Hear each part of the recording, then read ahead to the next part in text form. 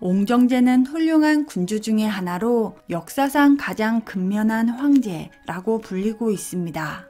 청나라는 강희제가 전성기를 만들고 옹정제가 국가의 내실을 튼튼하게 다져 건륭제 때의 절정을 누렸다 라고 전해지고 있는데요. 4대 황제인 강희제의 치세가 61년으로 워낙 길었기 때문에 1722년 옹정제가 즉위했을 때에는 이미 44살이었고 이후 옹정제의 치세가 13년 동안 계속되었습니다. 옹정제는 1678년 강희제의 넷째 아들로 후궁 출신인 효공 인항후 오야씨에게서 태어났습니다. 그러나 강희제의 셋째 황후인 쇼의 인항후 동가씨의 유일한 자녀가 요절하면서 슬퍼하자 강희제는 윤진을 양자로 삼게 하였고 동가씨는 옹정제를 친자식처럼 총애하며 길러 강희제가 정무를 보는 동안 붓을 놓거나 옥새를 가져오는 등의 잔시중을 들게 하면서 정치에 관심을 가지게 만들었습니다. 그리고 성인이 되면서 옹정제는 아버지 강희제의 일을 본격적으로 돕기 시작하여 마지막 몽골 제국으로 불리는 중가르의 갈탄을 공격하는 데 따라 나서기도 하면서 여러가지 일을 거들며 자신의 입지를 키워 옹친왕에 오르게 됩니다. 그러나 강희제는 중국 역대 황제 중에 가장 많은 자식을 둔 황제로 35명의 아들이 있었고 실제로 성인이 되어 책봉을 받은 황자는 20명이나 되었는데 유교를 매우 좋아하던 강희제는 둘째이자 적정자인 윤잉을 빠르게 황태자로 만들고 후계자 수업을 시켰습니다. 참고로 장자 윤씨는 어머니가 높은 신분이 아니었기에 강희제가 그다지 좋아하지 않았다고 합니다.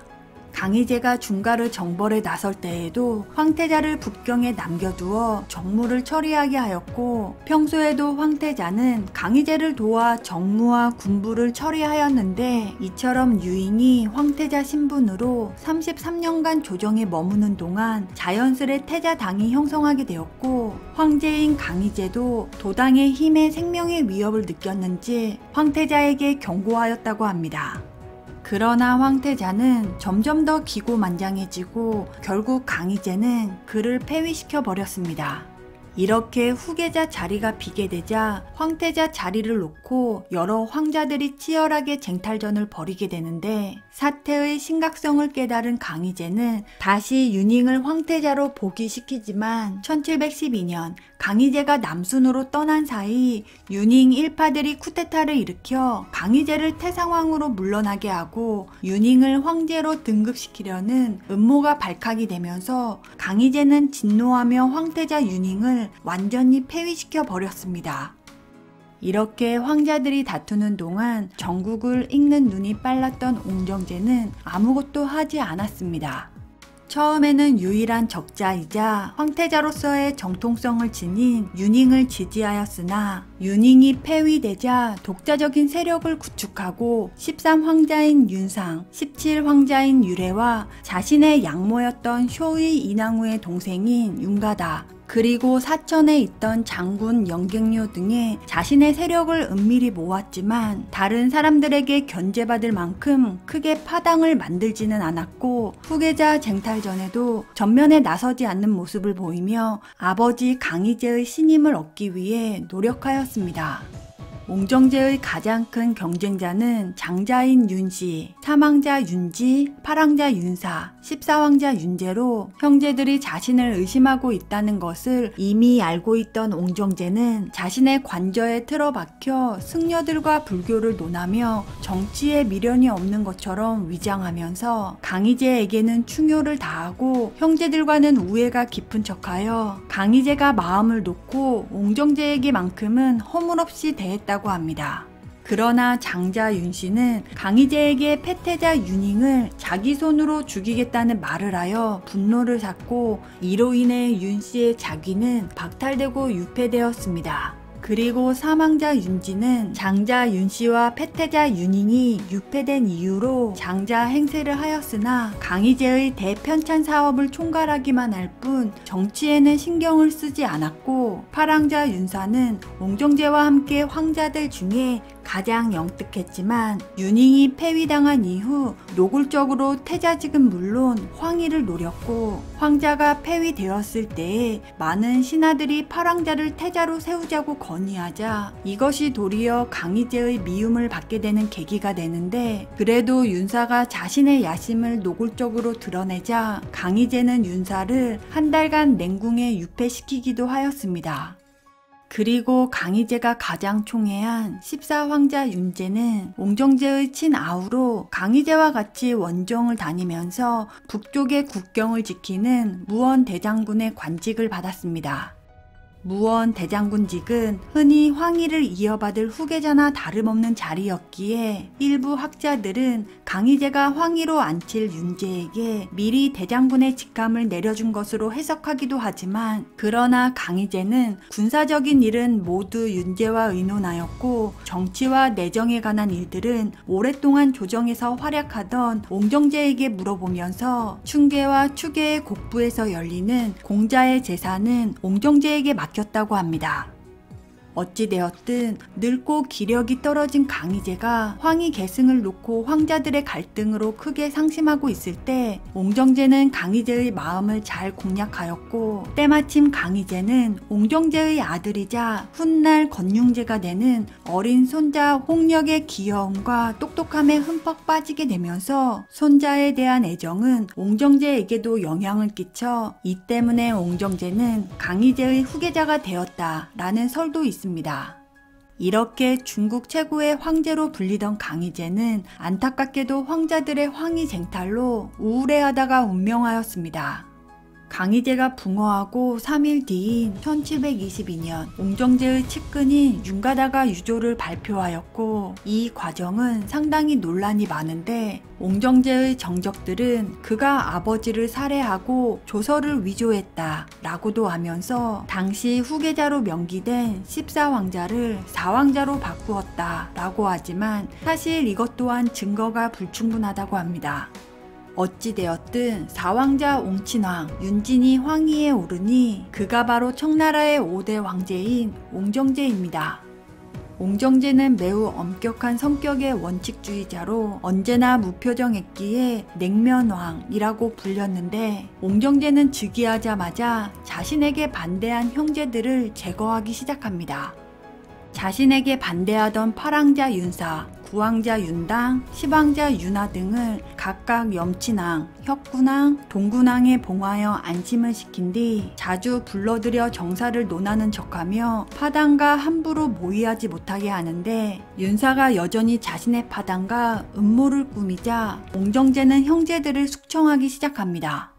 이미 오래전부터 옹정제의 제위 계승에 불만이 많았던 윤사가 옹정제의 삼남 홍씨를 황제로 세우려 하자 옹정제는 윤사의 관직을 삭탈하고 독방에 하옥시키고, 부황자 윤당 역시 옹정제에 대해 불평하자 독방에 하옥시켜 결국 1727년에 윤사와 윤당은 둘 다 옥에서 독살되었습니다.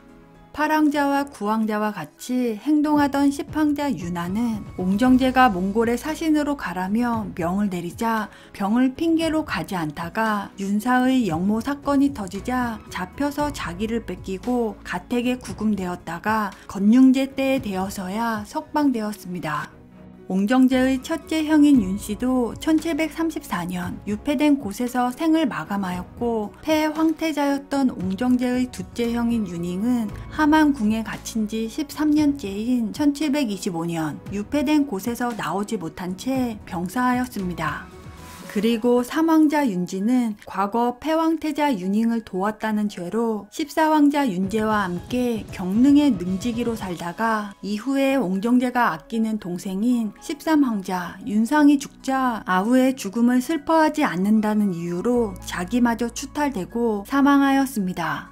가장 강력한 라이벌이자 동복 아우인 14황자 윤제 또한 군권을 강제로 회수당하고 북경으로 돌아와 모든 자기를 빼앗겨 강희제의 능침인 경릉으로 내쫓겨 능지기로 살게 됩니다. 이같이 13황자 윤상과 17황자 율례를 제외한 거의 모든 형제들은 홀대를 받다가 최후를 맞이하였는데 13황자 윤상만큼은 이친왕으로 봉해져 승승장구하다가 1730년 병사했을 때에도 옹정제가 매우 슬퍼했을 만큼 윤상을 신뢰하였다고 합니다. 옹정제는 가장 먼저 자신을 황제로 올리는데 크게 기여했던 윤가다를 군주 기만죄를 이유로 들어 가택연금을 하여 윤가다는 화병으로 사망하였고, 막강한 군권을 쥐고 오만방자하게 굴던 대장군 영객류에 대해서는 그 자기를 박탈하고 스스로 독주를 마셔 자결하도록 명하였습니다. 이같이 옹정제는 형제와 관료들을 꽉 잡은 무시무시한 독재 군주이기도 했고, 황제의 권위에 도전하거나 반청 사상을 품은 인사들은 문자옥을 일으켜 무자비하게 탄압하기도 하였는데, 실제로 옹정제는 강희, 옹정, 건융의 전성기 중에 한족에 대한 사상 탄압 정책이 특히나 가혹하게 행해진 시기였습니다. 이렇게 냉혹한 황제였음에도 불구하고 옹정제는 청나라의 전성기인 강건성세를 더욱 발전시키고 나라를 안정시켜 국력을 다져 놓았습니다.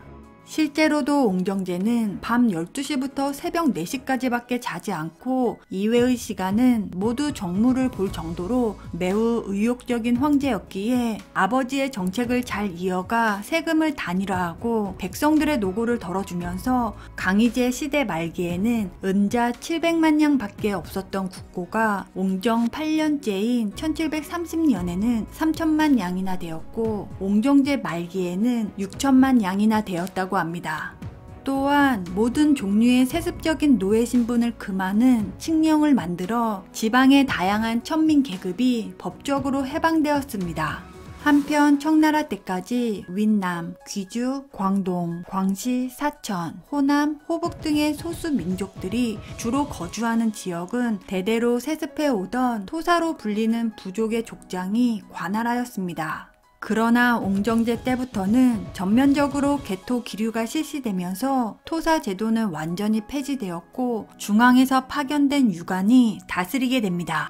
그리고 티베트는 1717년 강희제의 8기군 원정 시 승리하였으나 사천성, 청해성 분지와 티베트 일대에는 아직도 청나라에 반대하던 여러 민족들이 있었습니다.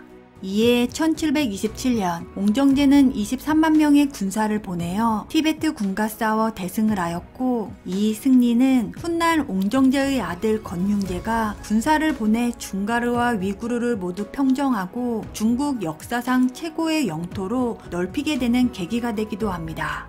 그리고 1727년 옹정제는 러시아와 카흐타 조약을 맺어 지금의 러시아와 몽골 간의 국경선을 확정하였습니다. 옹정제는 부친 강희제의 후계자 선출 방식이 문제가 있다는 것을 잘 알고 있었고, 이를 반복하지 않기 위해 후계자를 비밀리에 정한다고 반포합니다. 제일 능력이 뛰어난 황자의 이름을 건청궁 정대 광명 현판 안에 봉인된 상자와 자신의 품에 넣어두고 자신이 죽은 후에 그 이름이 맞으면 황자를 즉시 다음 황위에 올리는 방법을 택하였는데, 이것이 유명한 저위 비건법입니다. 이 독특한 후계자 선정 방식은 옹정제 사후부터 하나의 관례로 이어졌습니다. 지독한 일벌레였던 옹정제는 하루에 4-5시간밖에 자지 않고 1년 내내 쉬는 날 없이 바쁘게 지내다가 58세를 일기로 갑자기 붕어합니다. 붕어하기 3일 전만 해도 평소와 마찬가지로 국정을 직접 돌보다가 급사하였기에 훗날 사인을 두고 여러 의혹이 제기되고 있지만, 어떤 학자들은 옹정제의 사인을 과로사로 보기도 하고 또는 단약에 중독되었기 때문이다 라고 보는 경우도 있는데, 후대의 학자들이 옹정제를 비난하건 칭송하건 간에 모두들 역사상 가장 근면한 황제로 부르고 있습니다.